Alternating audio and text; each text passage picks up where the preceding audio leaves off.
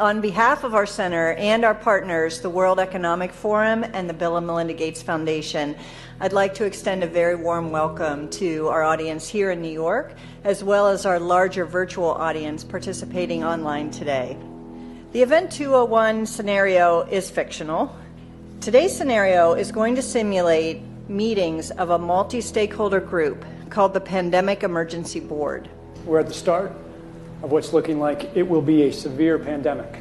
And there are problems emerging that can only be solved by global business and governments working together. There's been some conspiracy theories that are around about the potential that pharmaceutical companies or the UN have released this for their own benefit. And maybe this is a time for us to showcase some cases where we are able to bring forward some bad actors and leave it before the courts to decide whether they have actually spread some fake news. A new coronavirus.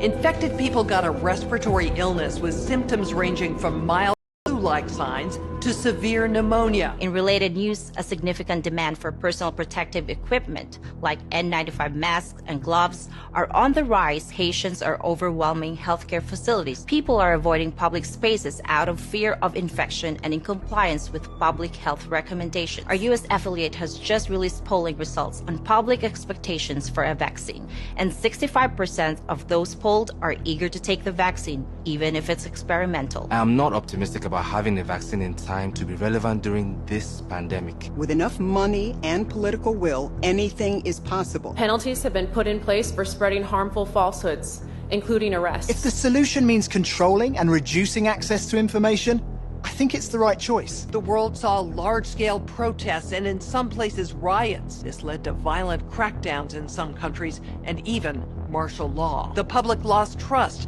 in their respective administration. Economists say the economic turmoil caused by such a pandemic will last for years. The societal impacts, the loss of faith in government, the distrust of news, and the breakdown of social cohesion could last even longer.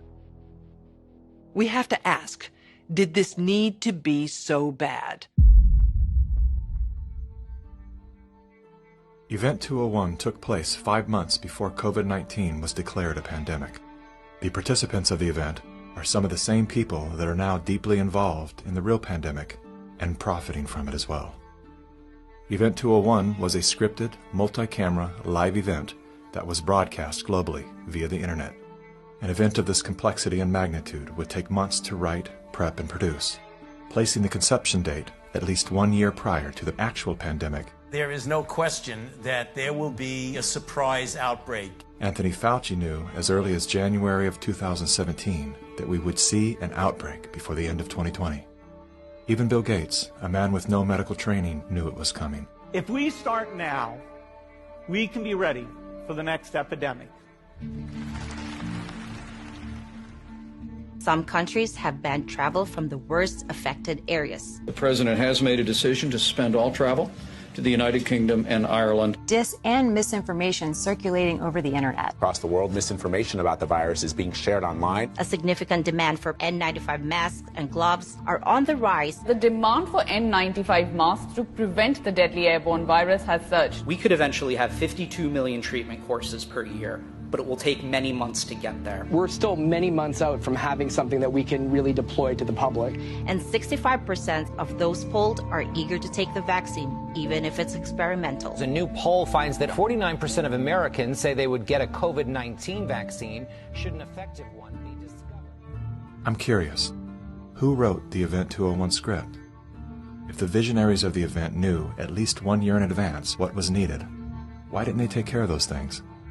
Considering that Bill Gates has donated half of his fortune to make the world safer, why didn't he help to better prepare our hospitals and frontline workers? Why didn't any of the event's wealthy sponsors do something?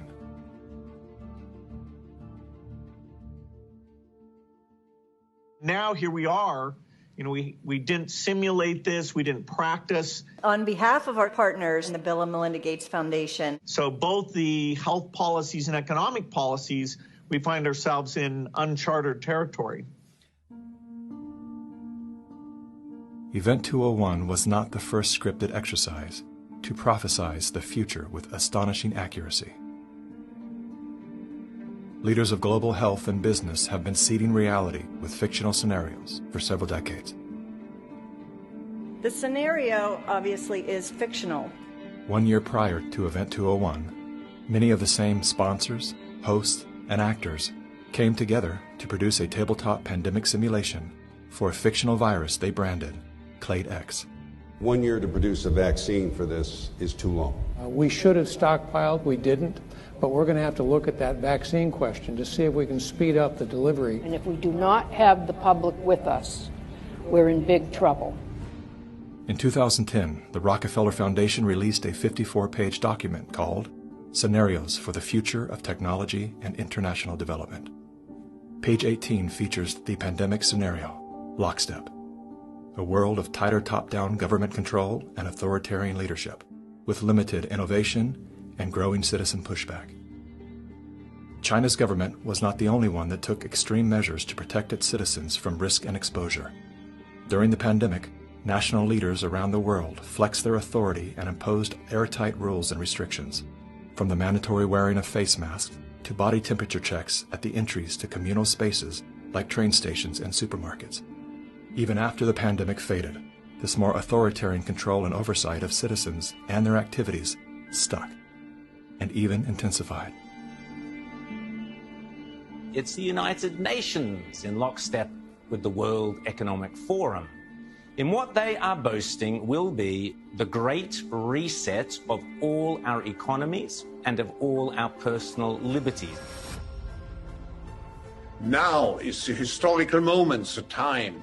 This pandemic has provided an opportunity for a reset. It is an opportunity we have never had before and may never have again. We must not miss this unique window of opportunity. Reading from the COVID-19 The Great Reset book by Klaus Schwab and his co-author, if no one power can enforce order, our world will suffer from a global order deficit. Think about that, reread that sentence. If no one power can enforce order, our world will suffer from a global order deficit. In short, we need a great reset. But how do the World Economic Forum and the United Nations intend to bring about this great reset they keep promising us? Well, they need national and state governments and other bodies to play along. And one of the key tools they are using is a three-word slogan: Build Back Better. We will build back better from the COVID crisis. Build it back better. To come back stronger and build back better. Build Canada back better. Build Back Better has bizarrely been the slogan for all sorts of different political groups around the world. Bill Clinton used it to promote the Clinton Foundation after the Haiti hurricane disaster.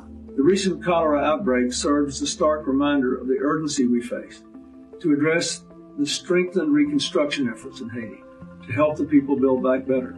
Haitian activists staged a protest outside Hillary Clinton's Manhattan office. The demonstrators claim billions of dollars were stolen through the Haiti Reconstruction Commission headed by Bill Clinton. They also say Haiti was used as a cover for foreign governments to funnel kickbacks of possibly hundreds of millions of dollars through the Clinton Foundation. Given that Clinton himself was the one who coined this term, Build Back Better, there's been very little transparency and accountability despite all these buzzwords, sustainable development, community consultation. Any disaster can be the perfect excuse to build back better by using the money that should be going to disaster relief to instead subsidize the UN agenda at the same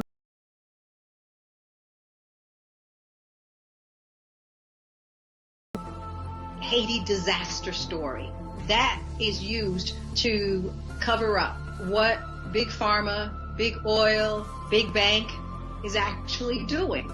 The absolute first thing we have to keep in mind with the Great Reset is that this has absolutely nothing to do with any sort of virus or disease or anything of the sort. This is a coordinated agenda that has been years in the making. This isn't meant to end. The so-called Great Reset, which is deliberately designed to strip away your liberties and your rights using the tools of oppression and the opportunity provided by the COVID pandemic.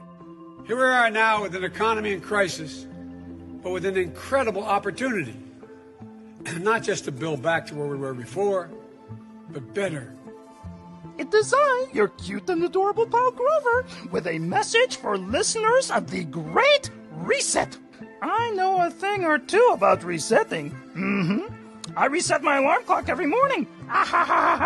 But you are talking about resetting the entire world.